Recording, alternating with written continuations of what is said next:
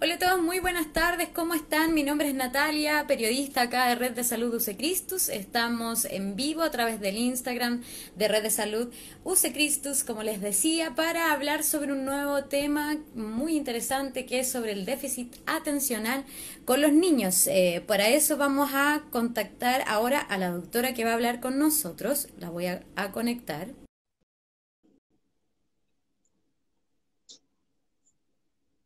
Estamos esperando que se conecte. Hola doctora, ¿cómo está? Hola, bien, buenas tardes. Muy buenas tardes, estaba presentando nuestra transmisión en vivo de hoy. Le estaba contando que vamos a hablar acerca del trastorno de déficit atencional en niños. Para eso estamos con la doctora Kerima Acevedo, neuróloga pediátrica. Bienvenida. No sé si quieres saludar a quienes nos están viendo en este momento. Hola a todos, bienvenidos al final del día. Yo creo que estamos todos cansados, así que ojalá podamos Así es. este ratito.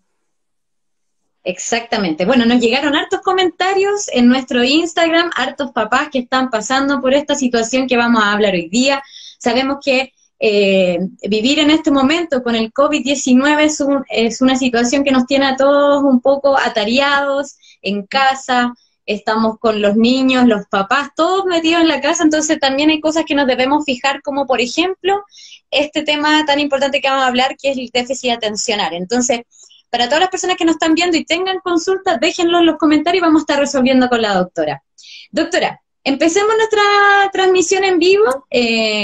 Para armar un poquito de contexto, yo quería que usted nos contara cómo se vive en la familia este traslado o cambio que están haciendo los niños de estar en el colegio, en el aprendizaje, y hoy día están desde las casas. ¿Qué puede estar pasando en el encierro con ellos? Yo creo que esta es una situación, se ha dicho mucho, pero es que no está de más repetirlo, realmente es inusitado, es algo que nunca se había descrito y es un desafío para todos, para los médicos, pero también para todos nosotros como papás, me incluyo, en el que hemos tenido que vivir en este encierro o aislamiento protector o cuarentena, ¿no es cierto?, obligada, y en el que los niños se han visto sumamente afectados porque se han interrumpido sus rutinas normales. ¿Cuál es la rutina de un niño? Jugar, salir, explorar, ¿no es cierto? Y dentro de sus tareas, ¿no es cierto?, principales está ir al colegio. Pero el ir al colegio incluye sociabilizar, ¿no es cierto?, encontrarse con sus compañeros, tener sus tías o sus profesoras que les enseñan, y eso quedó cortado además en forma súbita cuando se suspendieron, ¿no es cierto?, las clases a nivel nacional sin que hubiera un periodo como de adaptación en que nos hubiéramos podido preparar, nos hubiéramos podido traer los materiales a la casa, o haber tenido como planes, ¿no es cierto?, logísticas de cómo nos íbamos a organizar. Entonces, eso ha golpeado mucho a todos y los niños además están inundados por toda esta información de qué es lo que está pasando, de cosas graves, de enfermedad. Es todo un tema. Es un tema bastante importante que muchas de las personas que en este momento se están conectando deben estar pasando. Si no saben de qué estamos hablando acerca del déficit atencional. Para eso estamos con la doctora Kerima Acevedo, quien es neuróloga pediátrica. Doctora, ¿es bueno hablar con los niños todo esto que está pasando, que a lo mejor puede haber un estrés familiar en la casa? ¿Hay que conversarlo? De todas maneras hay que conversarlo, así como uno siempre tiene que conversar de otros problemas que se pueden vivir. Ahora, hay que saber conversar con los niños.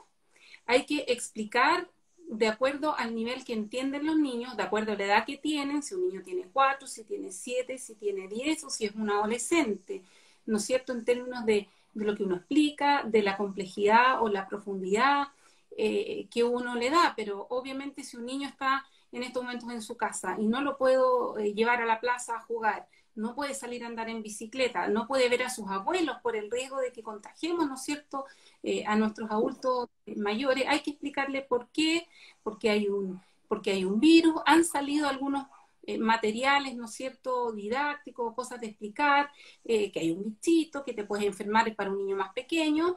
A un adolescente vamos a tener que explicarle que no te puedes juntar en estos momentos con tus amigos porque tú te puedes enfermar, porque puedes enfermar a alguien en tu casa, porque puedes contagiar, ¿no es cierto?, a alguien que tú quieres y que vive en tu casa. Entonces, de acuerdo a la edad de los niños, uno les tiene que explicar cuando alguien está enfermo o cuando fallece alguien o cuando lamentablemente una familia se fractura, los papás se separan, uno tiene que explicar a los niños siempre con la verdad, pero adaptado a la edad que ellos tienen y a la información que pueden manejar. Ni mucho, ni muy poco tampoco. Doctora, ¿es normal que dentro de este contexto que estamos, es que hayan cambios de hábito, cambios de horario, que a lo mejor los niños tampoco cumplan con las normas de los papás? ¿Cómo manejar esta situación con todo lo que estamos viviendo en el país y en el mundo? Bueno, se han cambiado bastante los hábitos, las rutinas están muy, muy alteradas y lamentablemente, entre comillas, yo le digo a mis hijas que las estafaron con sus vacaciones porque estuvieron de vacaciones, entre Claro, comillas, en realidad eso no eran vacaciones. Eh, pero vamos a tener que hacer todos un esfuerzo por tratar de normalizar las rutinas de los niños y eso quiere decir que tienen que levantarse en la mañana, a lo mejor no a las 7 o a las 6:30, cuando uno los levantaba para ir al colegio, pero tienen que levantarse en la mañana, tienen que tomar su desayuno, ojalá vestidos, con ropa, no les vamos a poner un uniforme de colegio, ¿no es cierto? Pero tienen que vestirse y tenemos que tratar de hacer un horario. No van a ser, ¿no es cierto?, el mismo tiempo de estudio que tenían en el colegio, muchos con jornadas escolar completa de 8 a 4, pero sí distribuir tareas y a lo mejor hacer un horario y que ellos lo vean y sepan, dependiendo de qué actividades les están mandando del colegio. A lo mejor algunos tienen clase en línea por un rato, pero tener clase en línea es muy cansador. Entonces quizás claro. de 8 a 8:30 o de 8:30 a 9 vamos a tomar desayuno, después tenemos un rato para hacer tareas, después igual que en el colegio, hay un rato para descansar, para entretenerse, Claro. después también puede que haya un tiempo en que tienen que ayudar en las tareas de la casa, porque ahora están en la casa y todos tenemos que cooperar en eso, y tiene que haber tiempo para el ocio, digamos, para pasarlo bien, para jugar. Yo creo que hay que reencontrarse como familia y también es muy, muy importante el momento en que ellos se acuestan, hay que mantener su horario de acostada. No tenemos que alargarlo porque si no su reloj biológico se corre y eso es muy importante en los adolescentes que tienden a quedarse dormidos más tarde y a levantarse muy tarde también. Y por otra parte también va a estar el tema de las pantallas que en estos momentos estamos todos usando mucho más pantalla Mucho más. y va a haber que buscar un balance entre la pantalla educativa, por así decir, la pantalla de juego y también probablemente un poco de pantalla social, porque de algún modo van a tener que encontrarse con sus amiguitos a cualquier edad, llamar por teléfono, llamar a sus abuelos. El domingo tenemos el Día de la Madre y ninguno de nosotros va a poder ir a ver a su mamá. Exacto. Doctora, y en términos del estudio y el aprendizaje, porque claro, muchos tienen clases online, de alguna manera los padres se han convertido en educadores también. Eh, ¿Qué es lo normal que ocurra o qué es lo que debería hacer un padre para mantener también ese hábito y que no se pierda el espacio del aprendizaje también? Aquí es difícil y las recomendaciones que uno da son como médico, ¿no es cierto? Como neurólogo, en términos de lo que uno estudia y sabe como desarrollo, no como educador. Y también los educadores, el desafío de tratar de entender y aprender cómo enfrentar esta nueva etapa y que no sabemos también por cuánto tiempo se va a prolongar. Claro. Pienso, y es una cosa que hemos conversado, ¿no es cierto?, entre muchos colegas y nuestro equipo de la Universidad Católica, hemos dedicado mucho tiempo a conversar sobre este tema y hemos tratado de prepararnos para responder a nuestros pacientes en esta contingencia, que debiera haber primero una adaptación de contenidos y probablemente priorizarse las cosas que son más importantes. No es por mirar en menos ciertas asignaturas que son súper importantes y enriquecen la formación integral de los niños, pero en estos momentos vamos a tener que elegir en nuestros colegios, nuestros profesores y en las reuniones que uno, o los contactos que tengamos con ellos, y ojalá nuestro Ministerio de Educación también lo designe así, priorizar lo que es más importante que aprendan nuestros niños. Un niño primero básico debiera, ojalá, aprender a leer y escribir en primero, ¿no es cierto? Los niños de tercero básico están aprendiendo a multiplicar, a lo mejor un poquito de eso se va a lograr. Yo creo que no vamos a poder lograr todos los contenidos este año. Mm. Los niños de cuarto medio están preparando su PSU. El año pasado nuestros jóvenes o adolescentes tuvieron, ¿no es cierto?, toda esta incertidumbre por los problemas que pasó en nuestro país, en que no sabían cuándo iban a rendir su prueba de selección universitaria.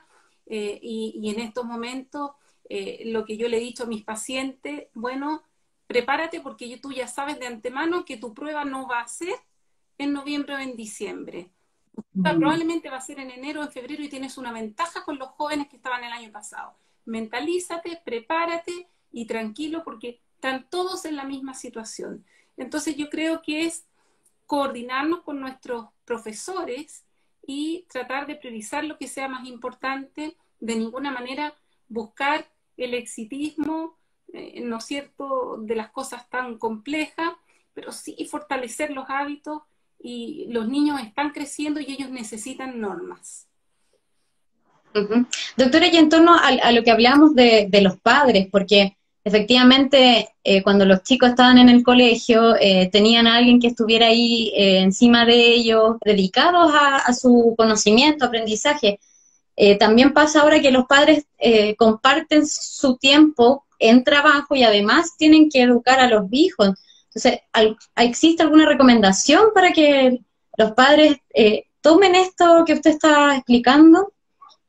Yo creo que esto es muy difícil y dependiendo de la edad de los niños hay que buscar adaptaciones. La verdad es que en general los niños hasta cuarto básico todavía no son autónomos y necesitan supervisión, especialmente hasta segundo básico. Ellos no son capaces de hacer su trabajo. En tercero más o menos y en cuarto un poquito. Esos son los niños que no tienen dificultades de aprendizaje y hacia arriba depende. El problema es que en este momento, con el estrés que hay, es muy difícil que a lo mejor los niños que funcionaban en forma autónoma y adecuada con sus profesores, teniendo tareas, teniendo horario, lo lograran. Yo creo que aquí hay que tratar de organizar como se pueda la rutina familiar, pero son nuevos tiempos, las casas tampoco están preparadas, las casas no son el colegio, no tienen el marco del colegio.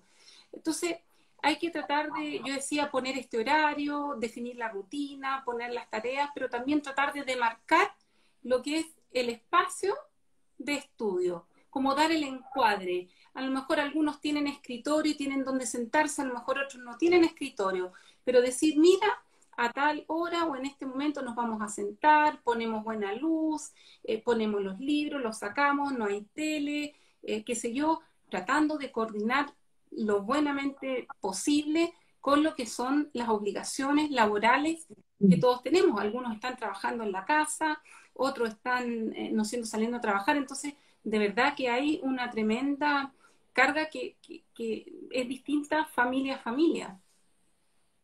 Ujú. Doctora, y con respecto, bueno, los niños sabemos que en este momento, como están más en casa, se tiende a usar mucho más las pantallas, diferentes dispositivos, o el videojuego, están metidos en el computador. De alguna manera esto les puede afectar a ellos y cómo sobrellevar esto con los padres. O sea, estamos hablando de que, claro, efectivamente hay que hacer hábitos, pero ¿les puede afectar a ellos también estar mucho tiempo conectados? Bueno, siempre se ha insistido mucho desde el punto de vista del desarrollo que el exceso de pantalla no es bueno. Eso es algo del siglo XXI y se hablan de los nativos digitales, pero ahí hay que tener cuidado. No sabemos qué va a pasar con este como cambio de paradigma o que tenemos en este momento. Y yo hablaba un poco antes, ¿no es cierto?, de esta entrevista o de este live, que vamos a tener que eh, distribuir los tiempos de pantalla. Vamos a tener que reservar una parte para lo que es pedagógico o tarea o educación. Hay que entender, sí, que no podemos reemplazar el trabajo eh, persona a persona o la clase por una pantalla. Todos estos distintos archivos que hay interactivos para aprender, voy a subrayar lo interactivo, son mejores si una persona está al lado trabajando con los niños, especialmente los niños más pequeños. Los niños más grandes yo creo que ellos pueden trabajar mejor solos. Eh, Uno siempre habla no más de 2 horas de pantalla al día, eso cambia ahora, porque tienen que estudiar, tienen que trabajar con lo que se puede, y por pantalla entendamos teléfono, tablet, computador, lo que cada uno No. tenga en su casa. Creo que hay que tratar de usar los libros también, porque los niños tienen libros, tienen material y quizás nos hemos olvidado de esas cosas, tratar de combinar eso. Y no olvidar también la actividad física, por eso digo que hay que tratar de hacer un horario balanceado dentro de lo que podamos. Ujú. Por ejemplo, ahora nos pregunta una de nuestras seguidoras, voy a tomar porque tiene relación con lo que estamos hablando, dice Mónica Sangüesa, mi guagua tiene 3 meses, no la acerco a la TV, a veces la mira, pero de a lo menos 3 metros, pero con el encierro hace más videollamadas, claro, con la familia todos los días, ¿esto le puede hacer mal al bebé? Yo diría que no le va a hacer mal, pero la verdad es que los niños menores de 2 años no debieran usar pantallas de ningún tipo. Ahora, en un niño de 3 meses, lo que uno hace al ponerle una videollamada es mostrárselo a la familia, porque es un niño que está creciendo y no Claro, quiere que la familia se lo pierda. A los 3 meses se pierde, todavía ¿no? ese niño no va a lograr entender la interacción de una pantalla, no le va a servir. Así que yo diría que lo único que hacer es mostrarlo para que lo vean, porque uno quiere chochar, uno quiere hacer lo que uno ha Claro, hecho normalmente, y el resto de la llamada yo diría reservarlo para el resto de la familia. Vamos a tener que en niños que están en esta edad intermedia, ponerlos un poquito, porque también ellos necesitan encontrarse con las personas, necesitan ver a los, claro. necesitan ver a sus primos, necesitan ver a la familia, y es lo que tenemos ahora. Nosotros, por ejemplo, estamos haciendo muchas consultas por telemedicina, y funciona y nos podemos ver la cara, pero también estamos viendo a algunos pacientes en consulta y estamos todos con mascarilla, todos disfrazados, y eso para un niño es bien intimidante también. Entonces, eh, eh, y en la casa, los que salimos a trabajar, por ejemplo, yo que soy médico, ¿no es cierto? También estoy manteniendo un distanciamiento con mis hijas en mi casa, porque ellas no salen, pero yo las podría exponer, ¿no es cierto? Entonces, Exacto. tenemos que, yo creo que buscar formas de mantener un acercamiento con nuestras familias, y vamos a tener que usar las cosas buenas de la tecnología. Al usar las buenas, creo que tenemos que limitar un poquito las que no son tan buenas. Si yo tengo un niño jugando Minecraft, ¿no es cierto?, por 3 horas, eso no es bueno. Y es mejor reemplazarlo por otras cosas, y tal vez volver a juegos de otro tipo que hemos olvidado y que la familia estamos tratando de rescatar. Ujú. Doctora, entrando en lleno a lo que nos convoca hoy día, que es nuestra conversación, contémosle a quienes nos están viendo qué es el déficit atencional. Bueno, el déficit atencional es un cuadro que tiene 3 áreas de síntomas: inquietud, impulsividad, desconcentración. Hay niños que pueden ser muy intensos en estas áreas sintomáticas, y se identifican rápidamente de que son más pequeños, especialmente cuando han entrado al colegio, porque les cuesta adaptarse a las rutinas del colegio, porque interrumpen, porque son inquietos, porque se mueven, porque en la casa no paran, ¿no es cierto? Y en el otro extremo tenemos también niños que pueden ser muy inatentos, muy distraídos, y esos niños pueden pasar desapercibidos por mucho tiempo. Esos niños se le pierden las cosas en el colegio, no ponen atención, no terminan las pruebas, de repente las mamás dicen es como que están en la luna, tratan de hacer las tareas y se distraen, o yo le pido que me hagan cosas y no las terminan de hacer. Y entre estos niños que son muy inatentos y entre estos que son muy hiperactivos, podemos tener niños intermedios que tienen un poquito de uno y un poquito de otro. Entonces, a veces hay niños que en la casa no se nota tanto que pueden tener alguna dificultad, y cuando van al colegio, en la medida que el colegio se va poniendo exigente, que tenemos que hacer tareas, que tenemos que estar lamentablemente en cursos de 35, 40, 45 niños, Ah, esto se va haciendo evidente porque les cuesta mantener el ritmo de los pares. Todos los niños son inquietos, todos los niños son impulsivos, todos los niños tienen, de acuerdo a su edad, periodos de atención variable. Lo que pasa es que estas áreas que yo les comento son intensamente sintomáticas respecto a los niños de su edad y eso empieza a interferir con su trabajo, que es el colegio, que es hacer las tareas, o cuando juegan con sus amiguitos pueden ser, ¿no es cierto?, impulsivos, no medir, pasarlos a llevar, y eso generarles problemas en su vida diaria. Doctora, ¿y en qué rasgo específico nos podemos fijar la familia de estos niños, los papás? Porque una cosa es lo que pasa en el colegio y claramente en algunos casos algunos profesores lo levantan, hay otros que no. ¿Tenemos alguna manera de fijarnos nosotros en los niños que realmente están teniendo un problema en el fondo, como cuándo acercarlos a un neurólogo, por ejemplo? Bueno, uno, como decían, son las cosas que levantan desde el colegio, otras son las cosas que se pueden observar en la casa. Por un lado, los niños que son muy inquietos, son niños que no paran, que saltan, a veces se exponen a riesgo, ¿no es cierto? Si se sientan a almorzar no pueden estar quietos, o si yo me siento a estudiar con ellos se están moviendo, se desarman en la silla, no logran terminar su trabajo, que puede ser cortito o qué sé yo, porque simplemente no se aguantan y uno les llama la atención y pueden parar por un ratito y después de nuevo. Y no es que no quieran, no pueden, no logran hacerse. En la impulsividad les cuesta esperar en la fila, si hemos ido a algún lugar y tenemos que esperar el turno, ellos no pueden, o estamos en una conversación, interrumpen, tienen que ser siempre el primero, les cuesta esperar. Y en el caso de la inatención es esto de estar en las nubes, o dicen está con las moscas, se sientan a hacer tareas con alguien y se distraen, no terminan, se dan vuelta, es como que nunca arriban, como que no terminan, o se les olvida fácil, de repente no, pero es que nosotros lo ayudamos a estudiar o repasamos una prueba y se lo sabía todo y al día siguiente va y se le había olvidado todo, o se equivoca en las pruebas en pura tontera. Entonces, esas cosas pasan y entonces en este caso ahora que los niños han estado como confinados a la casa y los papás, como decíamos antes o me comentaba, han tenido que asumir este rol de educador que no nos corresponde y le están enseñando, se empiezan a dar cuenta que uno trata y no se concentra y no puede y a los 3 minutos o agarra las cosas que tiene en la mesa y juega con los lápices o son una bocina y se va para allá y después cayó otra cosa y vamos para acá y no logran avanzar en lo que tenían que hacer.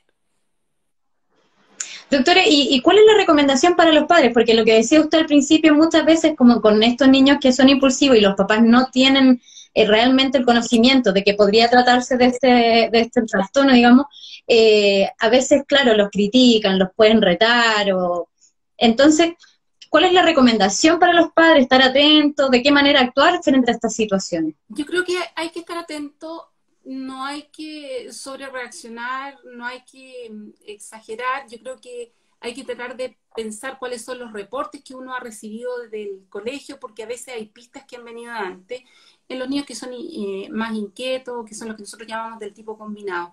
Quizás en los que son inatentos, esos son los que cuesta más identificar. Y digo que hay que estar atento y hay que tener cuidado porque como estamos en esta situación tan artificial de encierro, claro, hay niños que no tienen déficit atencional y que podría parecer que tienen déficit atencional y ahí es cuando es importante consultar y asesorarse y entender si a lo mejor lo que está viviendo el niño es estrés o es angustia, es una dificultad de adaptación a esta etapa. Entonces, yo creo que en la duda, cuando uno ve que este proceso se está haciendo muy difícil, es mejor consultar, porque si no el nivel también de angustia de los papás o de quien cuida al niño y de los niños va aumentando, aumentando y nosotros nos vamos estresando, los vamos exigiendo, pero es que te dije, pero es que cómo no puedes. Y si en la casa son varios niños de distintas edades que cada uno tiene necesidades distintas de apoyo, la verdad es que puede ser muy, muy desgastador y bien estresante para todos. Doctora, por ejemplo, Patri Pogar nos escribe ahora y dice, en caso del TDA o el TDAH, ¿es mejor acudir a un neurólogo o a un psiquiatra? La verdad es que hay una zona gris en que nos encontramos los neurólogos y los psiquiatras y ambos podríamos verlo. Tengo el sesgo de ser neuróloga y yo les voy a decir neurólogo, pero no, los psiquiatras también lo ven. Lo que pasa es que habitualmente cuando hay lo que nosotros llamamos comorbilidades u otras cosas asociadas, o depresión, o síndromes ansiosos, o cosas sintomáticas, lo que llamamos oposicionismo desafiante muy intenso, niños que son conductualmente muy difíciles de manejar, los mandamos entonces a veces al psiquiatra o trabajan con ellos. Pero la verdad es que se podría consultar a un neurólogo o a un psiquiatra, dependiendo de lo que a los papás les sea más asequible, más cómodo. Perfecto. Jen Lolops dice, ¿hay una edad en que se debe consultar? No, no hay una edad.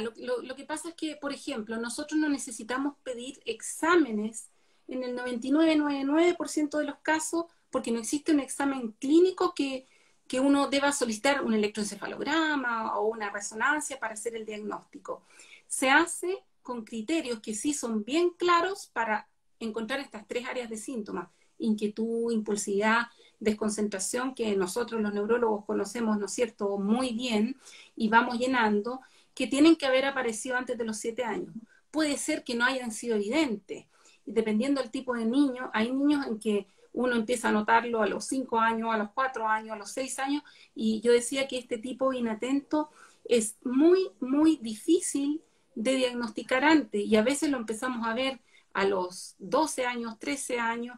Por eso que es importante consultar al especialista, en especial en este momento en que podría no necesariamente ser un cuadro de este tipo y podría ser estas otras cosas que se están creando.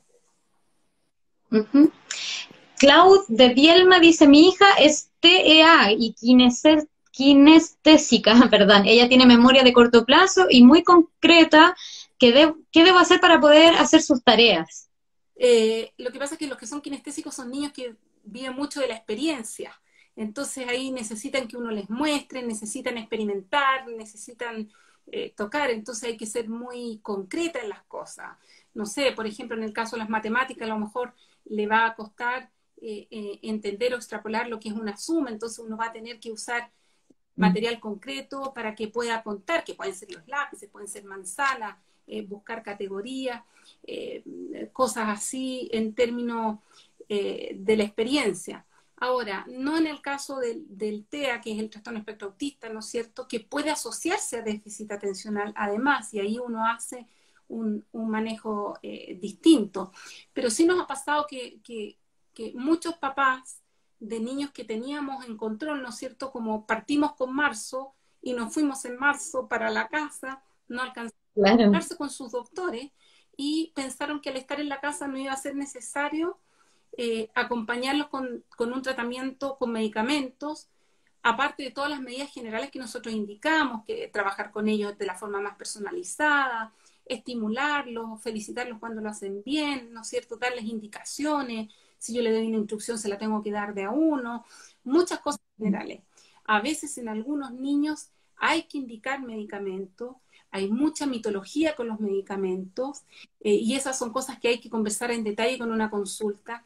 Muchos papás prueban cosas alternativas, flores de Bach, omega.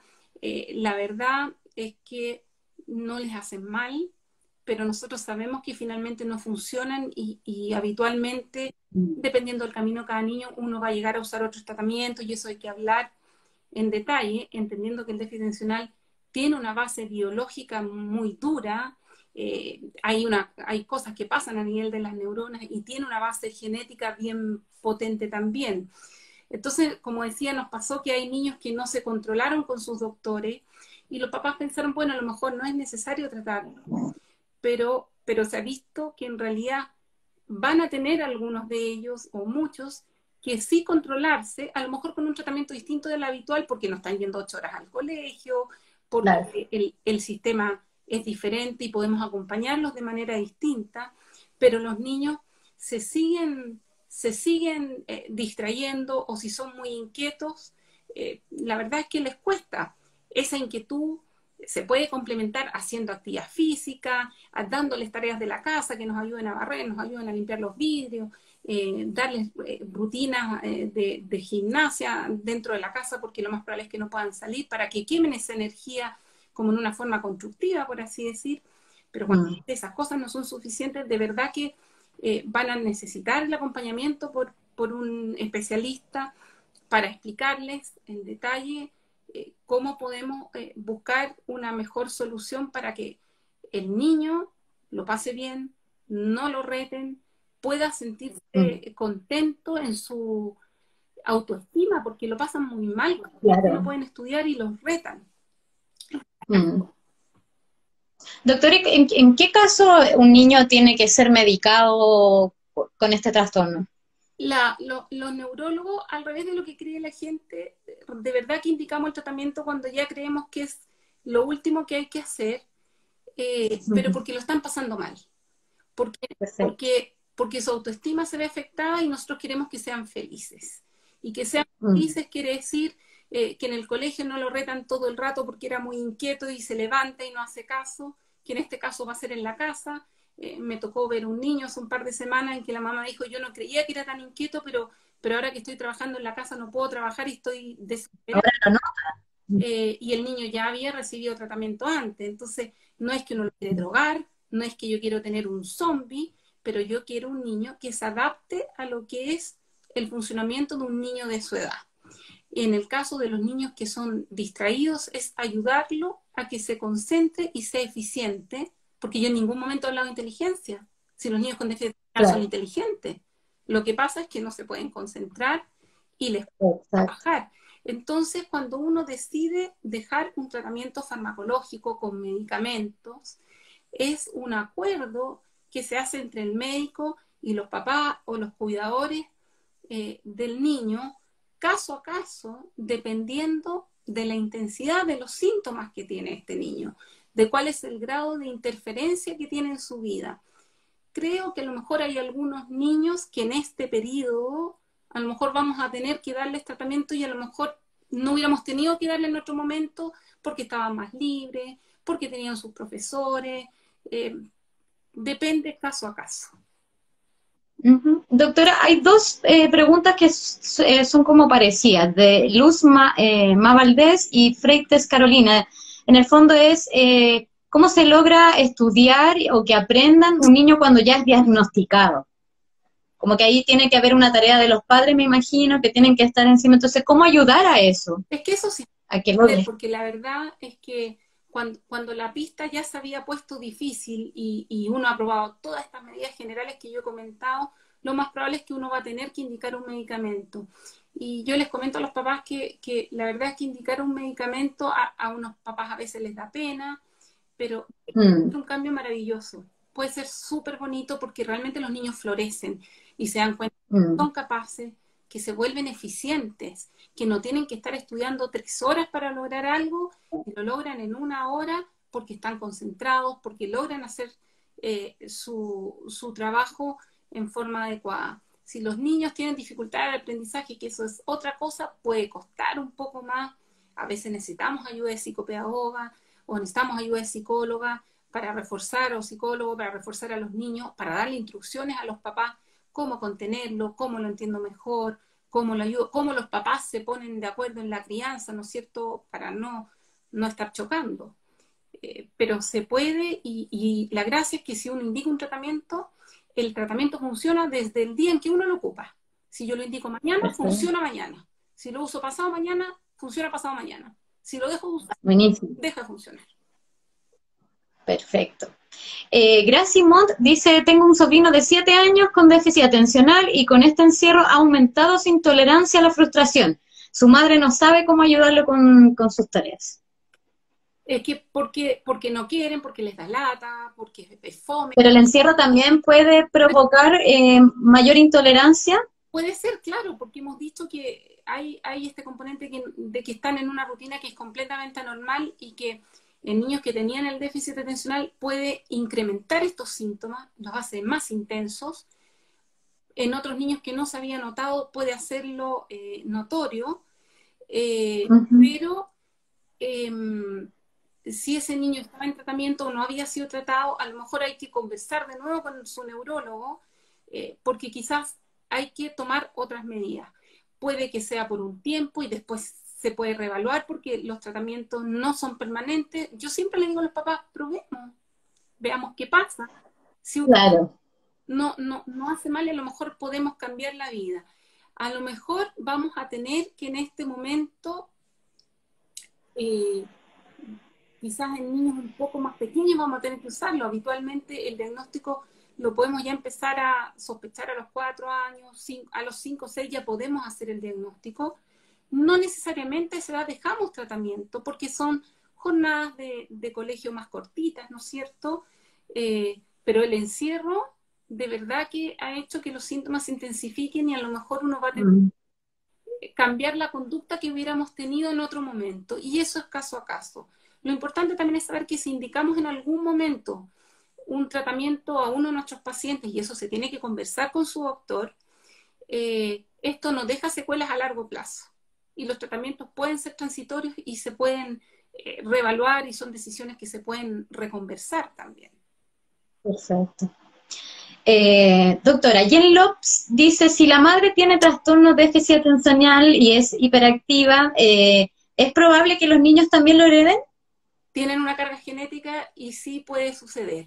Ahora, dentro de una familia podemos tener personas que sean hiperactivas, podemos tener otros que sean inatentos y podemos tener otros que sean de este tipo combinado, aunque tienen un poquito de cada cosa sin que predomine mucho un síntoma. Mm. Súper clarito. Claudia Nuns dice, ¿existe alguna vitamina natural que pueda ayudar a su sobrina, dice, para la concentración? Personalmente yo no indico vitaminas.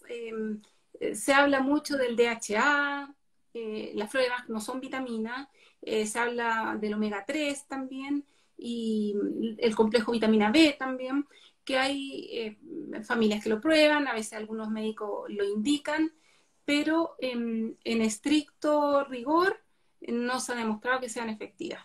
Les decía antes que no hace mal, yo creo que están en su justo derecho los papás de probarlo, pero ya cuando las cosas se ponen más difíciles y si uno ve que no hay respuesta, uno tiene que pensar en probar otras alternativas de tratamiento.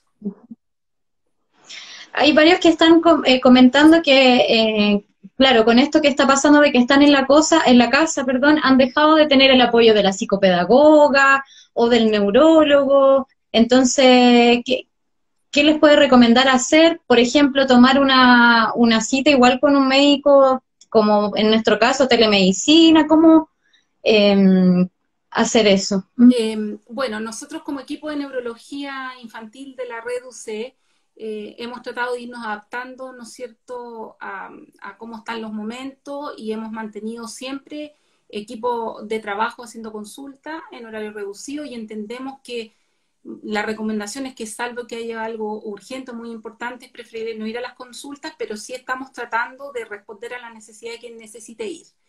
Y desde el otro lado, ¿no es cierto?, se habilitó el sistema de telemedicina, donde también estamos tratando de ver a nuestros pacientes, y también hemos visto pacientes nuevos, nos podemos ver a la cara, podemos conversar.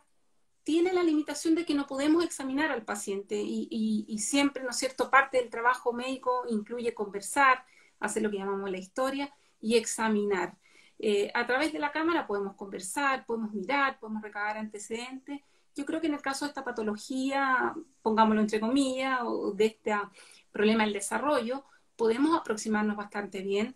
Si en una consulta de telemedicina tenemos la duda diagnóstica, tenemos que explicarle al papá, a la mamá, a quien esté, sabe que a lo mejor tenga una duda, y aquí sí va a valer la pena correr este riesgo de salir y consultar o de realizar un examen.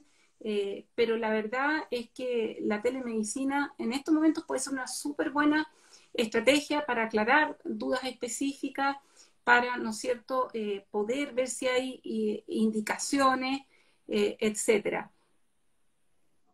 Ujú. Doctora, ¿y usted, su equipo están disponibles en telemedicina si es que la quieren buscar a usted?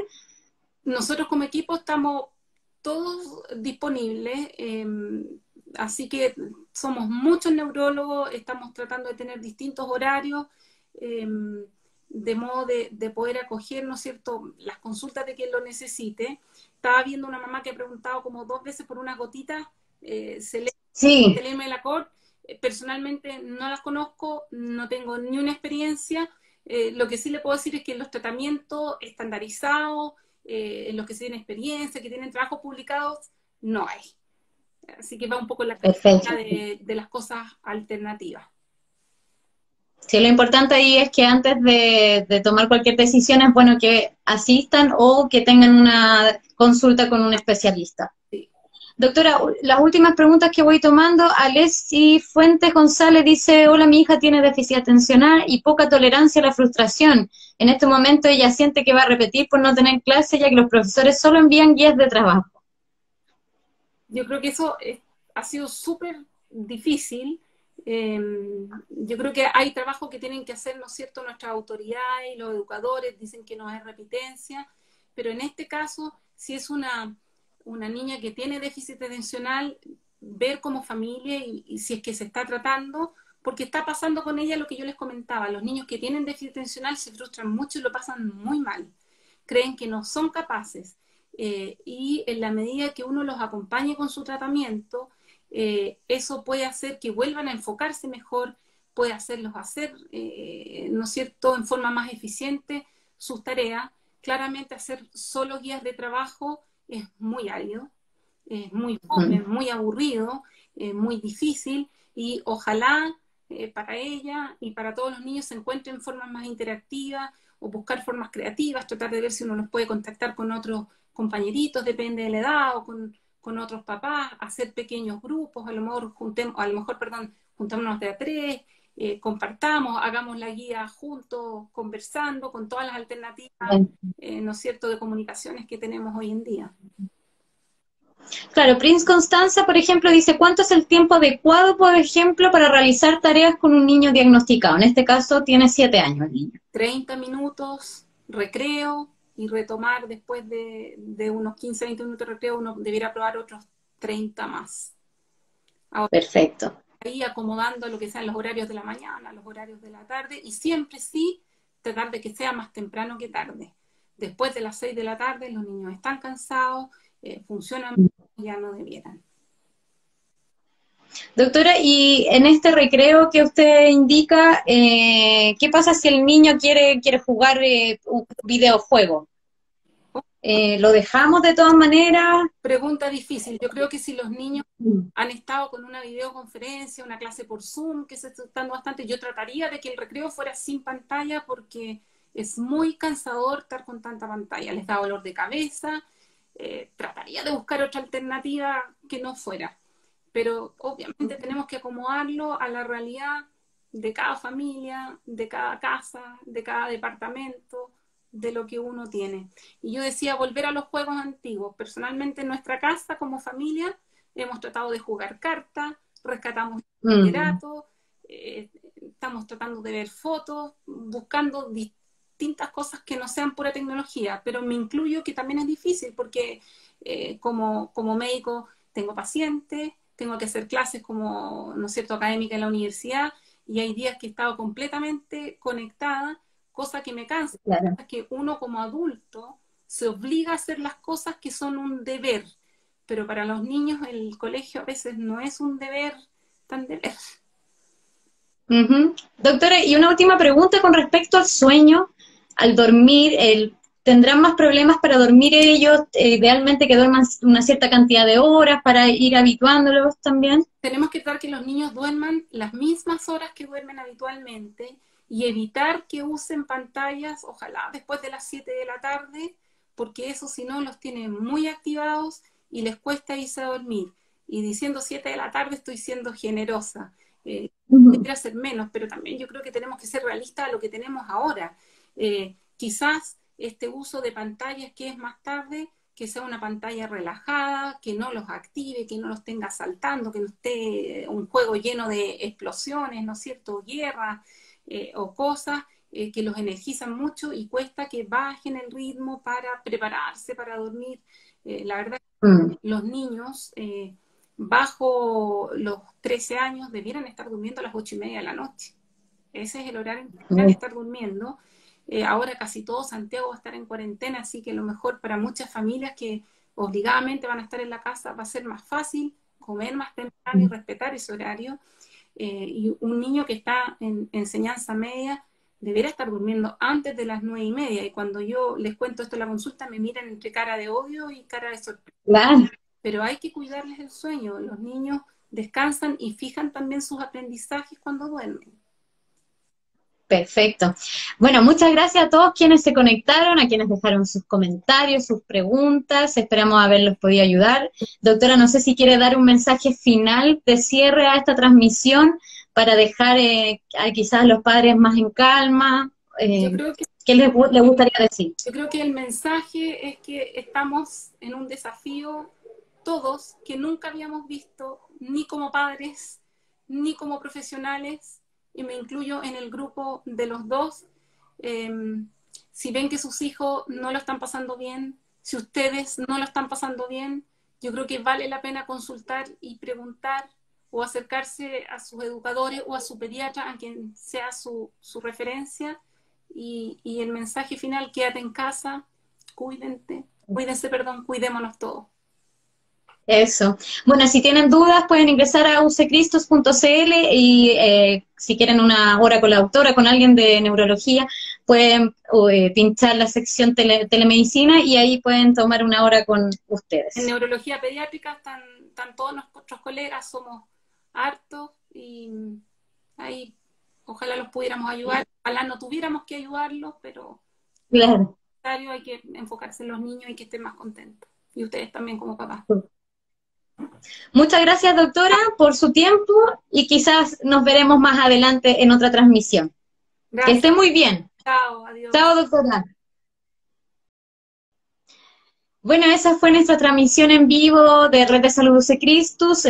Hablamos sobre el déficit atencional. Les recuerdo que si no alcanzaron a verlo desde el principio, una vez que esto termine, va a quedar dando vuelta durante 24 horas arriba. También lo estamos subiendo a nuestro YouTube, que pueden buscar a través de YouTube, UC Christus, y nos encuentran y están todos los videos que hemos realizado. Atentos a nuestras redes sociales, que vamos a estar siguiendo con estas transmisiones en vivo, con diferentes especialidades. Así que ahí lo vamos a estar informando. Muchas gracias a todos quienes participaron, que estén muy bien. Chao.